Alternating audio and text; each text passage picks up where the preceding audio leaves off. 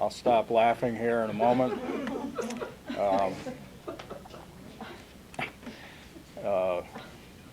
We do have a number of guests and topics for this morning, and I want to begin with Chief Heffner to make an introduction of a newly promoted officer within the ranks of the newly reorganized fire department. Thank you, Mayor. Yes, I'd like to introduce our newest deputy chief. If you remember, during the reorganization, we had 2 deputy chief positions to oversee some administrative functions, to assist me with administrative functions. We filled one of them about 6 months ago and went through the testing process to fill the second one. Deputy Chief Bruce Black finished first on the promotional exam. We're happy to have him on board. Bruce is going to be in charge of essentially operations, pre-plans, SOPs, training, that type of work. But he's going to coordinate with the other deputy chief, Dave McDermott, to assist me just running the entire operation, the entire organization. Bruce has been with the fire department since 1989, worked his way up through the rank of captain, and then as a captain he tested for this position. He has a lot of experience, a lot of skills, and we're glad to have him on board. Bruce, if you'd like to say something, please. Yes, Bart, Dave, thanks everybody. It sure was a great thing to get promoted to this position. I've been working on it for quite a while. Things kind of just fell in line that I was able to take the exam for this position. A lot of work. I'm sure that Mark and the other Deputy Chief Dave McDermott is happy that I filled the position. As Mark said, this was the final step in the department reorganization. So from now on, we're moving forward in a new direction, and I think everything's going to work out pretty good. So thanks, everybody. Thank you. Chief, you want to comment again about the nature of the reorganization and why this is important to execute well? What we found, and one of the purposes of the reorganization was give us some administrative structure and some staffing to support the operations. In the past, the way our assistant chiefs they were responsible for some of the administrative work, but what we found over the course of the last 40 years that you can't run operations, work a 24-hour shift, and be expected to perform administrative functions. Working 1 day out of 4, or being gone for 4 days at a time, made it difficult to work with vendors, to work with contractors, to get anything done in a reasonable span of time. So as we looked at how our operation was, we decided to allow the people that work fire suppression to work fire suppression, and we found we need some administrative people to just take the rest of those duties away from them. And I think we have a better situation right now. We have people to handle administrative functions. We'll get everything prepared so the guys that do fire operations, EMS operations can do their work and attend to that only. And I think this is going to work out very well for us. So again, thank you. Yeah. Bruce, congratulations. Thanks, Dave. Also this morning, we have Bambi Markham here from the Western Ohio Food Bank to talk about a special promotional opportunity that will benefit the food bank. Bambi? Thank you. I really welcome this opportunity to share with you that Wal-Mart has stepped up and is really working very diligently in fighting hunger throughout the United States. And earlier this month, we found out on a Friday that this campaign started on the following Monday. And what this is a campaign that allows food banks across the country, and there were 200 across the country, areas that were defined as food deserts and amongst the highest. And this is really not something that you want for your area to be included in this statistic, but in the Lima area, we are in the top 200% of these areas that have been defined as a food desert. So this opportunity allows people to help us with monies, but it doesn't cost you money. It would cost about a minute of your time between now and the end of the month to go online, and I've handed out a piece of paper, and it's as simple as going to our Facebook or going to our website, and you're guided right through with a couple of clicks to go to Wal-Mart, to pick the state, and then pick the area, which is Lima, and you vote, and then important to share, so you get your Facebook friends then that would share in this. What this is that out of these 200, the area that gets selected or has the most votes will have $1 million from Walmart. The next 20 will each get $50,000. Right now, we are currently, and I think I gave that note to somebody there, I think we're 700 and our votes are 700, less than 750, while the top area down in Tennessee has several thousand votes. So we're trying to get out and ask people to go to our website, go to our Facebook. If you have a Facebook account, you can do this very easily. We've even had people that have started to set up a Facebook account so that they can vote in this. Again, it costs people no money, but it helps to bring money into us.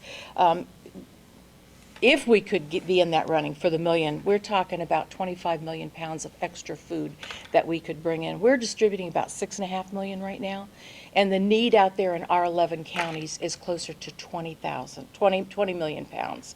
So we have a long way to go to meet what is statistically across the country known as people who are at poverty, unemployment, to get food out there to help on a monthly basis. So we're asking people, will you help us? Take a minute of your time. This campaign is over April 30th, so anybody that can go online, vote. It literally only takes about a minute of your time, and we would greatly appreciate that because monies are extremely important. While food is donated to the food bank, we have to pay to get it in. We have a 35,000 square foot warehouse, and 7,500 of that is in chilled, so you can imagine what our electricity bill is a month just operating those when you know what yours is at home when you have the electricity and the small refrigerator that you have. So we just ask you, please join us, help us to raise at least $50,000 that can come in and help those people that are in need here in the Allen County area. And the deadline is Monday. Monday. Okay. Please. Thank you. All right, very good. Thank you, Bambi. And we want to encourage folks to participate. Very easy to do and obviously worthwhile. I Yes. forgot to say, yes, you can Come vote. back. Thank you. You can vote more than once. That's what's critical and why some of the other areas are having a high number. You can only vote once in 24 hours, but you can vote every day between now and April 30th. And somehow, through the out there, it knows whether you're coming back in less than 24 hours. So please, if you would, again, it takes 1 minute of your time. So between here and April 30th, just take a minute and go in and vote for the Lima area. Thank you. Thank you, Bambi. Also, we have Connie Miller here from LACNIP talking about an event that's also coming up very shortly. Yes, very quickly. This Saturday, April 28th, will be the annual Ottawa River Clean Up. It begins at 9 a.m. at the Red Cross Chapter House on College Street. We invite everyone to come and join us. We'll give you a free T-shirt, a certificate of appreciation, and a free lunch. And you'll have a lot of fun. We usually clean about 6 miles of stream either way from the Red Cross, east and west, and we collect tons of trash. And sometimes it's fun when you come back from cleaning to share with the other folks there the interesting things you found in the treasures, and the wildlife that you may have seen. Yeah. And be sure to dress for the weather. It's kind of iffy right now. It's going to be cool, so dress warmly.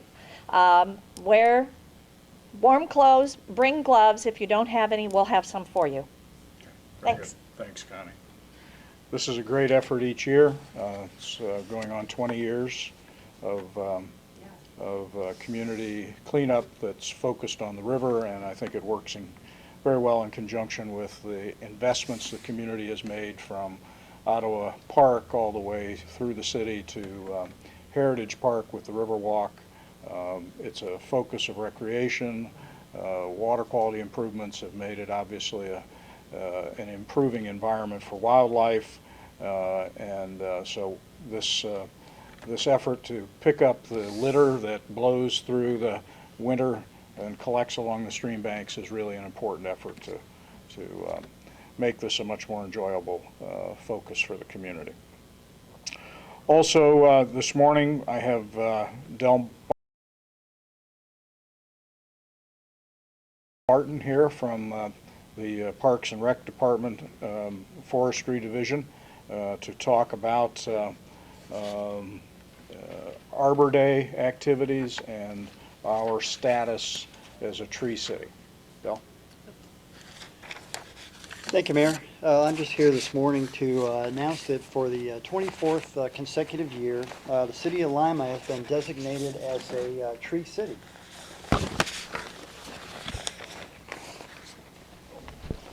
So this, we have a flag in the square flying right now. We'll have this one as a replacement flag. But this is something that the city should be proud to have. 24 consecutive years is a long time for one city to be designated as a tree city. There's a number of requirements that have to be fulfilled in order to be eligible. One of the requirements is that you have to have spent at least $2 per capita resident. Last year, we spent nearly $8.50 per capita resident, which is nearly more than four times what it normally is used to cover the cost for tree removal and tree planting. In celebration of Arbor Day, which is actually tomorrow, we'll be having a tree planting ceremony over at South Middle School near the intersection of South Pine and East Vine Street. So we have a combination of our Tree City Award announcement and our Arbor Day tree planting in conjunction with South Middle School. So thank you. Thank you. And want to, I guess, comment in a couple of ways about this. First of all, we do have an Urban Forest Council, which over the years has worked hard to identify strategies for the city to improve its urban forest. And that included the decision to focus on flowering trees for the major corridors. And so this spring, I think, although it came much earlier because of the weather pattern, we really had a terrific demonstration of how gorgeous those corridors are with the flowering trees that are now mature and lining the major thoroughfares. The other thing that we're now in the midst of trying to manage, of course, is the death of the ash trees because of the emerald ash borer, which has truly, on both public land as well as the private property, has just devastated a number of really stately, wonderful trees all over the region. And so we're still in the midst of taking some of those down. They're dying every time the winter passes. This is probably the third year we've seen waves of this change occurring. And now the issue is, how do we go about in a methodical way to replace those? And I think that part of that comes from trying to assemble resources, money. We're competing for grants to be able to plant new types of trees to replace those ash trees.